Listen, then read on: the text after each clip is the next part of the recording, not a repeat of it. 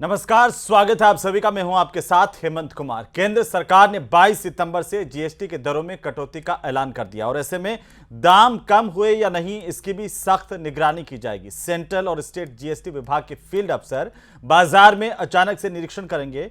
वे उन तमाम चीजों को खरीदेंगे जिनके दाम घटाने की घोषणा की गई है। यदि पाया गया कि टैक्स की कटौती के हिसाब से कीमतें व्यापारियों ने नहीं घटाई, बाजार में नहीं घट रही है, तो दुकानदारों को मिलने वाला जो टैक्स क्रेडिट है उसको ब्लॉक किया जा सकता है। मतलब यह है कि व्यापारी अपने द्वारा खरीदी गई वस्तुओं या सेवाओं पर चुकाए गए जीएसटी को अपनी बिक्री पर लगने वाले टैक्स से समायोजित नहीं कर पाएंगे, यानी उसे टैक्स के रूप में ज्यादा भुगतान करना पड़ेगा। जीएसटी 2.0 के बदलाव में आखिरकार व्यापारियों, आम लोगों को कहां कंफ्यूजन है, आज हम इसको लेकर के बात करेंगे और इसी को क्लियर करेंगे। और हमारे साथ में टैक्स कंसल्टेंट राघव चतुर्वेदी जी जुड़ चुके हैं। राघव जी, बहुत स्वागत है आपका हमारे इस खास कार्यक्रम में। और खासतौर पर जीएसटी को लेकर के जिस तरीके से एक कन्फ्यूजन बताया जा रहा है उस पर आज हम बात करेंगे। तमाम उन आसपास की चीज़ों पर भी बात करेंगे ताकि इसको और बेहतर तरीके से व्यापारी भी समझ सकें और साथ ही साथ जो आम जन है वो भी समझ पाएं। तो जीएसटी की दरों का फायदा आखिरकार कैसे मिले। जीएसटी की नई दरें 22 सितंबर से लागू हो रही हैं, लेकिन फायदा कैसे मिले, व्यापारियों को इसमें क्या किस तरह के कंफ्यूजन हो रहे हैं, उन पर भी बात करेंगे। सबसे पहला सवाल मेरा यही आपसे कि 22 सितंबर से नए जीएसटी रेट्स को लागू किया जा रहा है और ऐसे में कारोबारियों के पास जो पुराना स्टॉक बचा हुआ, पुराना माल जो बचा हुआ है, जिस पर पुराने रेट्स के हिसाब से टैक्स लगा हुआ था, उस पर अब किस तरह का नियम लागू होगा सर? जी सर, बहुत बहुत धन्यवाद मुझे आमंत्रित करने के लिए। सर, बहुत बड़ा कंफ्यूजन है और एक प्रैक्टिकल पोजीशन है जो हर व्यापारी के साथ है कि भाई व्यापारी जो होता है वो 3 महीने 4 महीने की वर्किंग साइकिल का स्टॉक अपने पास रखता है, depending on the nature of the business. अब जब माल मेरे पास पड़ा हुआ है और क्योंकि ये सारे जो परिवर्तन हैं ये काफी तेज गति से की गए हैं, 3 सितंबर को मीटिंग हुई, उसके बाद अनाउंसमेंट हुई और 22 सितंबर से ही लागू होने हैं, तो बहुत कम समय मिला है ऐसे व्यापारियों को जिनके पास स्टॉक रखा था और उनका एक जेन्युइन कंसर्न ये था कि साहब जो हमारा स्टॉक है, सपोज उस पर पहले 12% अपन मेडिकल स्टोर्स की बात करते हैं जो जी। छोटे छोटे गांवों से लेकर बड़े से बड़े शहरों में हैं। वहां पे अधिकतर जो गुड्स थे उनके अधिकतर दवाइयों पर पहले 12% टैक्स लगा करता था, जिसे सरकार ने घटाकर 5% कर दिया। तो लोगों का जेन्युइन कंसर्न ये है कि साहब कैसे आगे काम होगा, यानी हमारे पास जो वस्तु है, कोई गुड्स है, कोई दवाई है, उस पर जो एमआरपी रिटर्न है वो including tax of the time of manufacturing है। यानी पहले यदि 12% टैक्स लगता था तो उस टैक्स को जोड़कर एमआरपी लिखी हुई है, जबकि अब टैक्स की दर को कम कर दिया गया है। तो हमारे पास जो स्टॉक है उसका क्या होगा। सरकार के लिए ये बात, हेमंत जी, सबसे पहले समझना बहुत आवश्यक है कि सरकार के लिए एक बहुत हाई प्रायोरिटी चेंजेस हैं। सरकार की बहुत इच्छा या उद्देश्य ये है कि ये जो चेंजेस लाई है इसका जी। फायदा जो है वो आम आदमी को मिल पाए। तो सरकार ने पहले एक गाइडेंस नोट इशू किया था जिसमें सरकार ने कहा था कि भाई हर व्यक्ति को, हर जो सप्लाई चेन में आदमी है, चाहे वो होलसेलर है या रिटेलर है, उसको सेम कमोडिटी के पीछे रीलेबलिंग करनी होगी। यानी नई दर से जो दाम है वो दिखाने होंगे और हम्म। पुरानी दर को भी छुपाना नहीं होगा। यानी एक ही प्रोडक्ट पर ग्राहक ये साफ साफ तौर से देख पाए कि पहले ये प्रोडक्ट इतने का था, अब मुझे इतना फायदा हुआ है। लेकिन जब इसकी व्यवहारिकता की बात आई कि छोटे छोटे दुकानदार कैसे रीलेबलिंग करेंगे, क्या उनके पास ऐसी मशीनरी होगी जिसे वो रीलेबल कर पाए, तो 18 सितंबर को सरकार ने एक और गाइडेंस नोट इशू किया है जहां उन्होंने ये स्पष्ट किया है कि चलिए आप रीलेबलिंग मत कीजिए, लेकिन आप जो घटी हुई टैक्स दर है इसका फायदा अपने ग्राहक को जरूर दें, यानी उससे कम पैसे चार्ज करें सेम कमोडिटी। तो अब यही सवाल जो जैसे आ रहा था कि भाई जो व्यापारी ऐसा नहीं करेंगे उनके खिलाफ कार्रवाई भी होगी। अब सवाल ये आता है कि जिस तरीके से सरकार ने पुराने स्टॉक पर री लेबलिंग से छूट दी है, जो आपने अभी जी जिक्र किया, ये छूट कारोबारियों के लिए कितनी राहत भरी है और इससे उन्हें समय और लागत को बचाने में आखिर कैसे मदद मिलेगी सर? निश्चित बात है सर, बहुत कम समय था और ये जो सीजन है, जो नवरात्रि का पहला दिन सरकार ने भी डिसाइड किया है, ये आमतौर पर भी भारतीय व्यापार में एक महत्वपूर्ण दिन होता है जिस दिन से सेल पुश होने लगती है। हर व्यक्ति अच्छे अच्छे कार्य को इस श्राद्ध पक्ष में 15 दिन के टालता है, जो हिंदू आस्थाओं पर विश्वास करता है, और सारी नई चीजें जो है वो जनरली नवरात्रि स्थापना में लेता है। अब क्योंकि पहले रीलेबलिंग, सबसे पहले तो ये परिवर्तन आए, उसके बाद रीलेबलिंग की बात आई, तो व्यापारियों में एक बहुत कंफ्यूजन, है ना, निराशा या मेहनत ज्यादा लगने वाली बात थी कि यार कैसे अभी तो धंधे को संभालना है, कैसे ठीक। ये सारे रीलेबलिंग के काम में लगेंगे। तो सरकार ने जो कंसर्न है उनको सुना और ये तो छूट दे दी कि भाई आप रीलेबलिंग ना करें। तो ये एक बहुत अच्छी छूट है, जिससे समय और श्रम तो निश्चित तौर पर बचा। दूसरी चीज इसमें पैकेजिंग वगैरह, रीपैकेजिंग, पहले ऐसा माना जा रहा था कि भाई जो माल है क्या वो वापस जाएगा उत्पादक के पास, वो नए लेबल पर देगा, या आप सपोज कीजिए आप खुद मैन्युफैक्चरर हैं, आपने आने वाले 3 महीने के लिए, क्योंकि लगातार सालों से सेम रेट है, आपके मार्जिन चेंज नहीं हो रहे, तो आपने पैकेजिंग मटेरियल पहले से पब्लिश करवा के रख लिया। सपोज अपन चिप्स मैन्युफैक्चर करते हैं, कोई कन्फेक्शनरी आइटम है, उसके मेरे पास पैकेट्स रखे हुए हैं, लेकिन अगर सरकार ये वाली बात रखती तो बहुत सारा या तो वेस्टेज हो जाता उन सारी चीजों का, या फिर ठीक। उन्हें नए तरीके से प्रिंट करना पड़ता। तो सरकार ने ये राहत तो निश्चित तौर पर दी है, इससे समय, श्रम, सारी चीज की बचत हुई है व्यापारियों को। अब राघव जी, ये बात भी सामने आ रही है कि इस री-लेबलिंग से छूट के बावजूद ये सुनिश्चित करना आखिर क्यों जरूरी हो गया है कि कम जो जीएसटी की दरें हुई हैं उनका फायदा ग्राहक तक पहुंचे? क्योंकि कोई भी व्यापारी अगर कोई ऐसा नहीं करे उसके लिए क्या कानूनी प्रावधान है, ये भी सवाल हमारे दर्शकों के मन में आता है।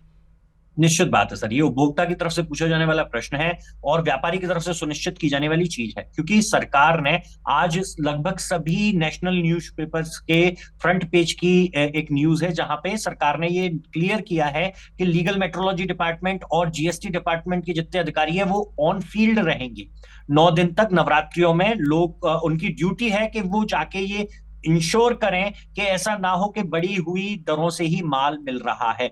तो ये कैसे जरूरी है सर? क्योंकि सरकार ये अश्योर करना चाहती है कि मैं सेम शॉपिंग करूं हम्म। जैसी मैं पहले करता था, और घर आकर मुझे ये लगे कि यार आज तो मेरे पास बच गए एडिशनल 2,000 रुपए बच गए, तीन ठीक। हजार रुपए बच गए, ये मैं महसूस करूं।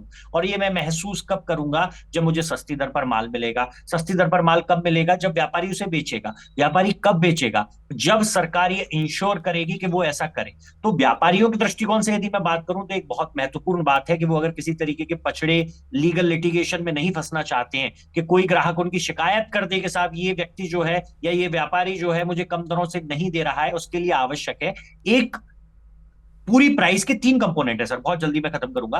अगर ठीक। सपोज कोई चीज हमें 105 रुपए की मिलती है तो 100 रुपए उसकी प्राइस होती है, 5 रुपए उस पर टैक्स होता है, इसलिए उसकी प्राइस 105 रुपए होती हम्म। है ना। अगर इसको 18% से अपन लेते हैं तो 100 रुपए की प्राइस, 18 रुपए टैक्स, यानी 118 की मिल रही थी। अब ठीक। यदि ये टैक्स घट के 18 से 5% हो गया है सपोज, तो ऐसी कंडीशन में वो मुझे मिलनी चाहिए 100 रुपए की टैक्सेबल वैल्यू, क्योंकि वो तो बदली नहीं है। हम्म। 5 रुपए टैक्स और 105 रुपए में मुझे ये मिलनी चाहिए। तो व्यापारियों के लिए आवश्यक है, या तो अधिकतर कंपनियां, जो बड़ी कंपनियां हैं, उन्होंने अपनी रिवाइज्ड लिस्ट जो है प्राइस की वो उनके साथ शेयर कर दी है, तो 1 दिन 2 दिन उसे अपनी दुकान के विजिबल एरिया में चस्पा करके रखें, ताकि आने वाला ग्राहक भी देख पाए कि आप नई रेट से चल रहे हैं और आपको भी आसानी रहे, क्योंकि कुछ दिन लगेंगे आपको हर प्रोडक्ट की नई रेट और को इसमें समझने। इसमें थोड़ा सा मैं जोड़ दूं कि राघव जी, कंज्यूमर जो उपभोक्ता है उसको भी जागरूक होने की जरूरत है, क्योंकि वो बिल लेगा और अगर किसी तरह की गड़बड़ दुकानदार ने की तो उसकी वो शिकायत भी कर सकता है कि देखिए ये बहुत इतने बड़ा की पॉइंट चीज थी। आपने बताया सर। जी। ये जो चीज है, ये आदत हमारे हिंदुस्तान के उपभोक्ताओं में नहीं है। कोई बड़े अप्लायंसेस जिनकी गारंटी वारंटी की बात होती है वो तो एक अलग बात है, उसको तो हम लेके चलते हैं बिल, क्योंकि बिल से ही गारंटी क्लेम होती है, वारंटी क्लेम होती है। लेकिन अगर हम सामान्य किराना का सामान कोई लेने जा रहे हैं, कोई छोटी मोटी चीज लेने जा रहे हैं, तो तब हम भी बिल नहीं। सामान्य कोई बिल नहीं लेते। और यदि आप बिल नहीं ले पाएंगे तो आप कोई लीगल कंप्लेंट नहीं डाल नहीं पाएंगे कर पाएंगे। व्यापारी। अब एक एक सवाल जी मैं आपको बीच में रोक रहा जी हूं, क्या जी सर, छोटे प्लीज। किराना दुकानदार या जो खुदरा व्यापारी है उन पर भी ये नियम लागू होते हैं, या ये सिर्फ बड़े निर्माताओं या बड़े मैन्युफैक्चरर्स के लिए हैं कि उन्हें अपने स्टॉक को लेकर के क्या सावधानी बरतनी चाहिए छोटे व्यापारियों के नहीं लिए? सर, सभी के लिए है। मतलब जो जी। भी व्यक्ति कोई कमोडिटी बेचता है और पर जीएसटी चार्ज करता है, या उस कमोडिटी पर जीएसटी लग रहा है, उसको वो बेचना पड़ेगा। सपोज पार्ले जी का बिस्कुट लेते हैं अपन, ब्रांड स्पेसिफिक ना होते हुए कोई भी अपन बिस्किट का पैकेट पकड़ते हैं, ठीक। उस पर यदि टैक्स रेट कम हुई है तो निश्चित बात है कि मैं जो रिटेलर हूं, मुझे भी उसको कम दाम पर ही बेचना पड़ेगा, इर्रिस्पेक्टिव ऑफ कि मैं कितना बड़ा व्यवसाय कर रहा हूं, क्या मेरे पास जीएसटी है या नहीं है। सरकार का सीधा मानना यह है कि यदि हमने टैक्स दर गिराई है तो ठीक। इसका फायदा ग्राहक तक पहुंचना चाहिए। इससे कोई फर्क नहीं पड़ना चाहिए कि आप कहां बैठे हैं, किस लेवल का व्यवसाय कर रहे हैं, आप रिटेलर हैं, होलसेलर हैं, आपको उस फायदे को आखिरी ग्राहक तक पहुंचाना ही है। बिल्कुल ये एक और सवाल भी है कि किसी भी ग्राहक को अपने पुराने स्टॉक पर नई कीमत का अगर फ़ायदा नहीं मिलता है तो वो इसकी शिकायत, इसकी कंप्लेंट कहाँ कर सकता है? उसके लिए क्या प्रक्रिया है सर? जी सर, अच्छा प्रश्न है। ऐसी स्थितियां ना आए इसके लिए या तो व्यापारी अपने आप को बिल्कुल तैयार रखें, और लेकिन फिर भी अगर ऐसा आता है और कोई ग्राहक ऐसा महसूस करता है कि उसके साथ नहीं उसको फायदा मिल पा रहा है, बशर्ते कि उस पर वाकई कमोडिटी की प्राइस कम हो चुकी है टैक्स रेट वाइज और उसको फायदा नहीं मिल रहा है, तो सबसे पहले तो वो उपभोक्ता के जितने भी प्लेटफॉर्म है, कंज्यूमर फॉर्म्स जितने हैं, उन पे जा सकता है। इसके अलावा जीएसटी डिपार्टमेंट के जितने भी ऑफिशियल्स हैं वो ऑन फील्ड भी हैं। अदरवाइज आप, क्योंकि सेंसिटिव इशू है, आप एक सिंपल सी भी एप्लीकेशन ले जाके उनको देंगे, then they will definitely dig into it. वो जाएंगे, देखेंगे कि क्या मामला है। तो प्रयास करें सबसे पहले तो बिल लें, यदि संभव हो सकता है, यानी होना ही चाहिए। क्योंकि अगर आप किसी भी चीज पर विवाद दायर करेंगे तो आपसे बिल मांगा जाएगा। तो आप बिल लें। अगर आपको लग रहा है, सबसे पहले तो व्यापारी को ही समझाएं, क्योंकि शुरुआत में आप एक एक सामान्य तौर से भी सोचेंगे व्यापारी से भी गलती हो सकती है, तो आप उसको समझाएं या उससे पूछें कि साहब आपने गलत तो नहीं लगा दिया, या मुझे कम सस्ते में मिलना चाहिए था, मिला या नहीं मिला। यदि उसकी तरफ से सही जवाब नहीं आता है तो आप बिल लेकर कंज्यूमर फोरम्स में या जीएसटी डिपार्टमेंट में अपनी कंप्लेंट यदि करते हैं तो उस पर कार्रवाई की जाए। तो अगर हम इसे राघव जी व्यापक परिदृश्य में इसको समझें तो जीएसटी रेट्स में जो बदलाव हुए हैं उसका भारतीय अर्थव्यवस्था पर, खासतौर पर किस क्षेत्र पर सबसे ज्यादा सकारात्मक प्रभाव पड़ने की उम्मीद की जा रही है? जी सर, बहुत अच्छा प्रश्न है, और यही दृष्टिकोण था या यही विजन था जब ये अनाउंस किए गए थे। आप देखेंगे तो मेजर कंज्यूमर प्रोडक्ट्स जो हैं, जितने भी एक सामान्य मध्यम वर्गीय परिवार के जीवन की डे टू डे नीड्स से जुड़ी हुई चीजें हैं, जी। चाहे वो डेयरी प्रोडक्ट्स हों या कन्फेक्शनरी आइटम्स हों या दवाइयां हों या छोटे कंज्यूमर ड्यूरेबल्स हों, इलेक्ट्रिकल आइटम्स हों, तो ये सारी ऐसी चीजें, मतलब जो सेंटर पॉइंट रखा गया है सब चीज का, वो एक मध्यम वर्गीय इंसान रखा गया है, जो हमारे देश में सबसे ज्यादा समूह के तौर पर मौजूद है। क्योंकि पीर अमीर लोग और बेहद गरीब लोग, ये दोनों एंड पर काफी कम है। अधिकतर जनता जो है वो हमारे मध्यम वर्गीय परिवार में आती है। तो एक मध्यम वर्गीय परिवार के डे टू डे नीड्स के हिसाब से लगभग अधिकतर आइटम्स पे जो है टैक्स रेट कम की गई है, तो सबसे ज्यादा फायदा उन्हीं को मिलेगा। और क्योंकि कंज्यूमर गुड्स है भाई, एक ऐसी चीज होती है जो 10 साल चलने वाली है, सपोज कार है, 15 साल का तो लाइसेंस ही होता है, उस पर प्रभाव पड़ेगा तो वो जी। डिमांड को इतनी तेजी से नहीं बढ़ाएगी, बजाय उन चीजों के जो मैं डेली खाता हूं और खत्म कर देता हूँ। वो पनीर है, वो शैम्पू हो सकता है जिसे मैं यूज करता हूँ, वो बिस्किट के पैकेट्स हो सकते हैं। तो डिमांड बढ़ाना, प्रोडक्शन बढ़ाना सरकार की एक मंशा रही है, और उसी का फायदा प्रोडक्शन के थ्रू और एम्प्लॉयमेंट के तो थ्रू अब इन सरकार अगर की। सुधारों को ऐसे भी देखें कि तो क्या ये सुधार महंगाई को नियंत्रित करने में भी मददगार साबित होंगे? उपभोक्ता इन वस्तुओं की कीमतों पर इसका असर क्या व्यापक परिदृश्य में पड़ने वाला है? निश्चित पड़ने वाला है सर। आप ये मान के चलिए कि एक मैंने एक स्टडी जो थी, वो एक अच्छे प्लेटफॉर्म से भी इशू हुई है। एक सामान्य व्यक्ति जिसके परिवार का एक राशन का मंथली खर्चा 10 से 12 हजार रुपए है, जी। उसको 2400 से 2600 रुपए का फायदा इन फ्रंट मिलेगा, है ना। तो 2400 से 2600 रुपए एक अच्छी राशि है, जो एक परिवार यदि बचाता है तो वो अपने पास और ज्यादा राशि बचा पा रहा है। अब इससे या तो वो डिमांड बढ़ा सकता है, कुछ कमोडिटीज को ज्यादा खरीद सकता है, या फिर उसे सेव कर सकता है। तो दोनों ही केस में विन विन सिचुएशन है गवर्नमेंट की।